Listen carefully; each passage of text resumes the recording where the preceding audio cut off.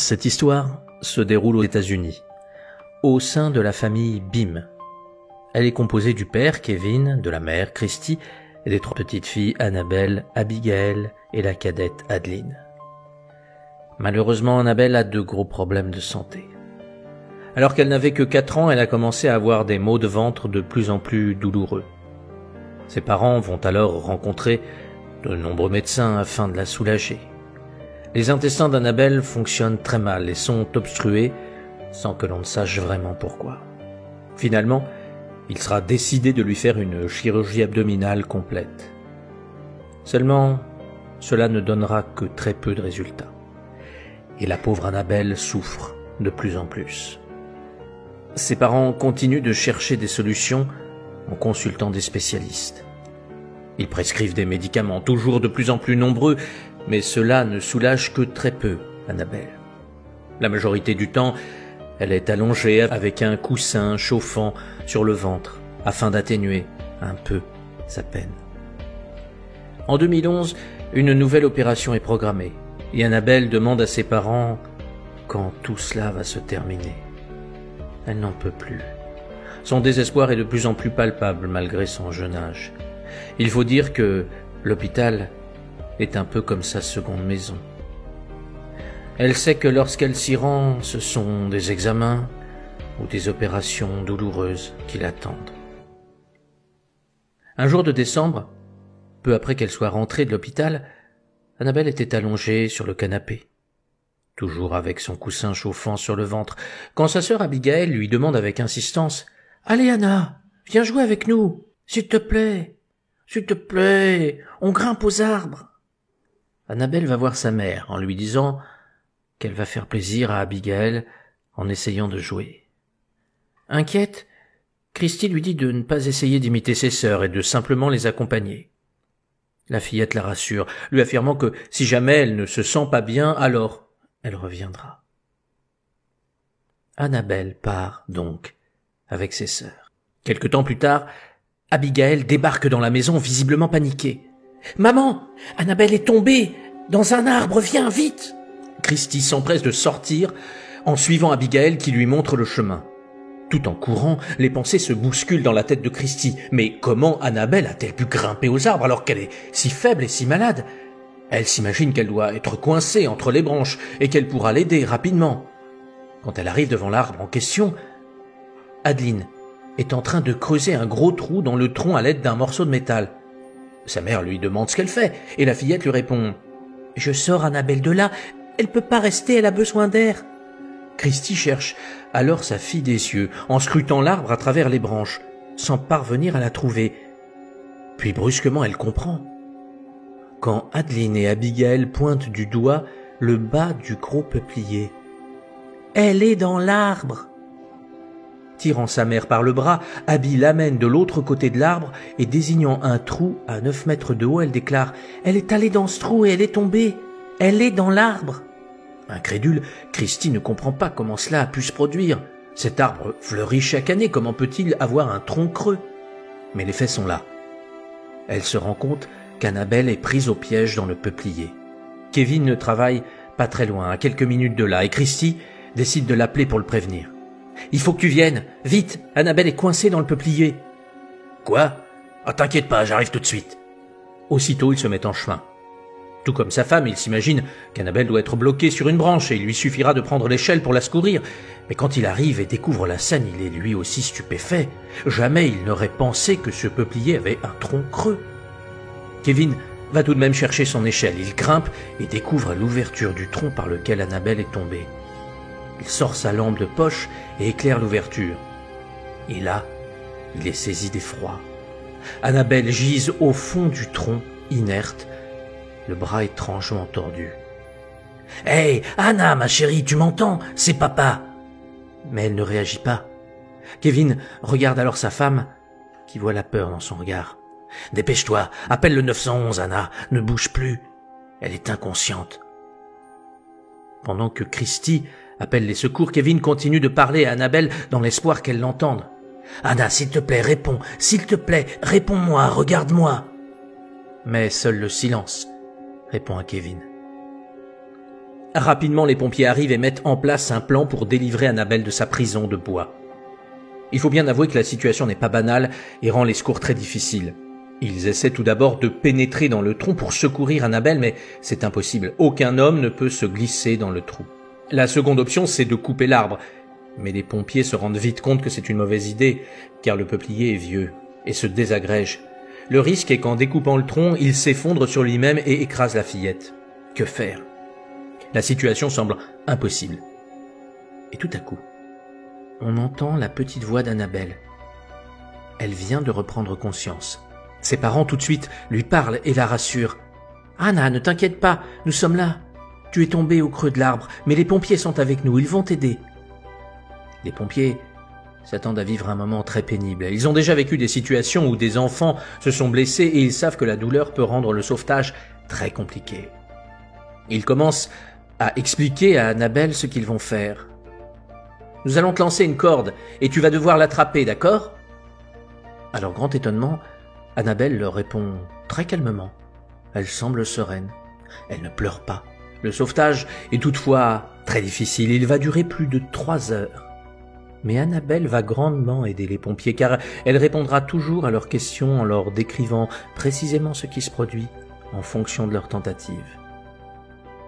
Durant cette opération, les pompiers se rendent compte que la fillette a chuté de près de 9 mètres.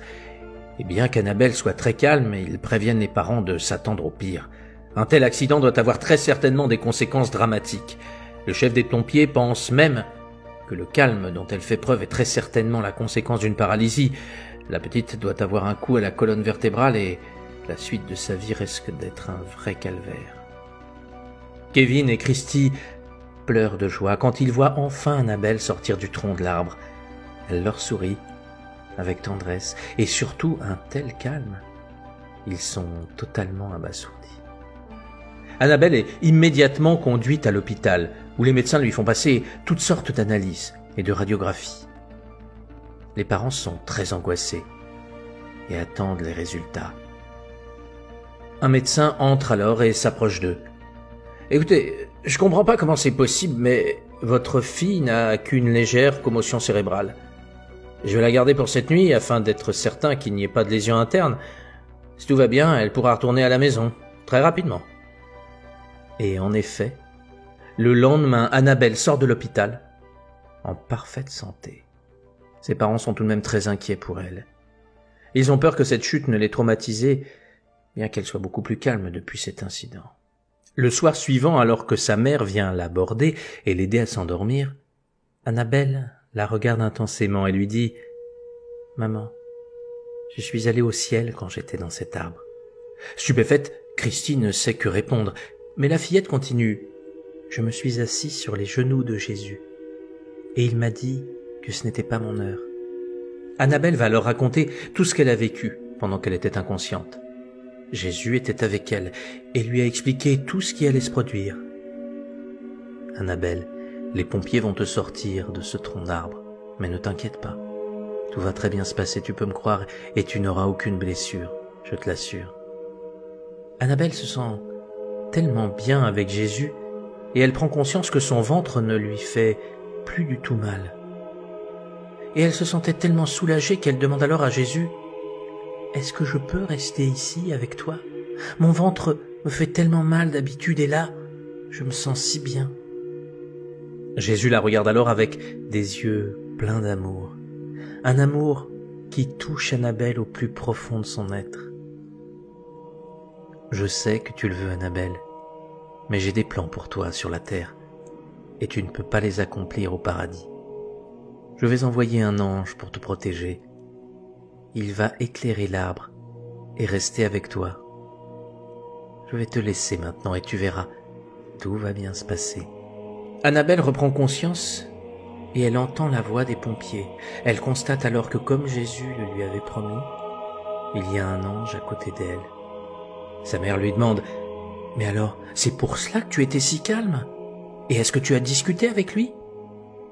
Mais Annabelle répond que non. L'ange était juste assis avec elle, dans la paix. Elle dira qu'elle savait que tout se passerait bien car Jésus le lui avait dit. Alors pourquoi paniquer ? et cet ange lui faisait ressentir un tel sentiment d'harmonie. Les pompiers avaient eux aussi remarqué cet étrange calme, soulignant que dans tous les sauvetages qu'ils avaient effectués, les enfants étaient toujours hystériques, mais pas Annabelle. La fillette expliqua également qu'elle avait vu Mimi, sa grand-mère, qui était morte en 2010 suite à une intervention chirurgicale. Peu de temps après, ses parents remarquèrent qu'elle jouait plus souvent et qu'elle semblait plus heureuse. Et Annabelle expliqua qu'elle avait de moins en moins mal au ventre. Elle qui avait tant souffert tout au long de son enfance, depuis l'incident du tronc d'arbre et sa rencontre avec Jésus, elle se sentait enfin mieux. Elle ne s'allongeait plus sur le canapé avec son coussin chauffant sur le ventre et elle ne demandait plus de médicaments contre la douleur. Comme son corps semblait fonctionner normalement, ses parents commencèrent à la sevrer de ses médicaments et bientôt, elle put arrêter tous ses traitements.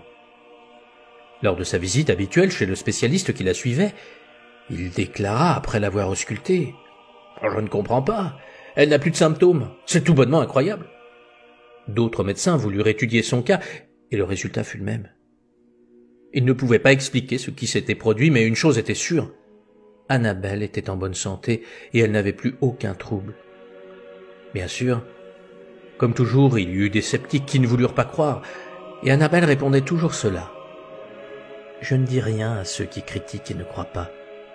Ce que je vous raconte, c'est ce que j'ai vécu, et ma guérison est la preuve de ce que je vous dis. Si vous n'y croyez pas, ça ne me gêne pas, mais c'est mon histoire, et j'espère qu'elle pourra vous aider à créer une relation avec Jésus si vous n'en avez pas, et cela bouleversera votre vie. » La phrase de cet enfant est simple et pleine de sagesse.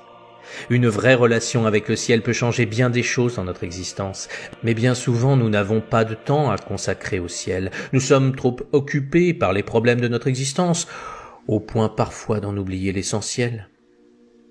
Nous donnons priorité au superflu, et s'il reste de la place alors, peut-être, pensons-nous à Dieu, à la prière, à la méditation, à la contemplation.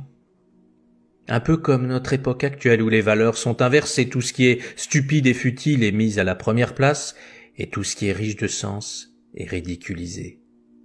Nous devons prendre garde à ne pas suivre ce modèle. Mettons en premier ce qui est sacré. Chaque instant de notre existence doit être lié au ciel. Demandons aux forces célestes de nous inspirer, de nous aider à résoudre nos problèmes.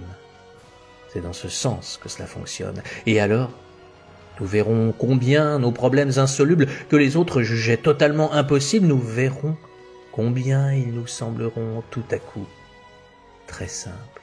Je vous souhaite de créer un lien puissant avec le ciel et que par votre attitude courageuse et dévouée, les anges du Seigneur viennent s'installer en vous afin que vous soyez toujours inspirés. Si vous voulez en savoir plus, sachez qu'un film a été tourné en 2016. Il s'appelle « Miracle du ciel » et le rôle de la mère Christie est tenu par l'actrice Jennifer Garner.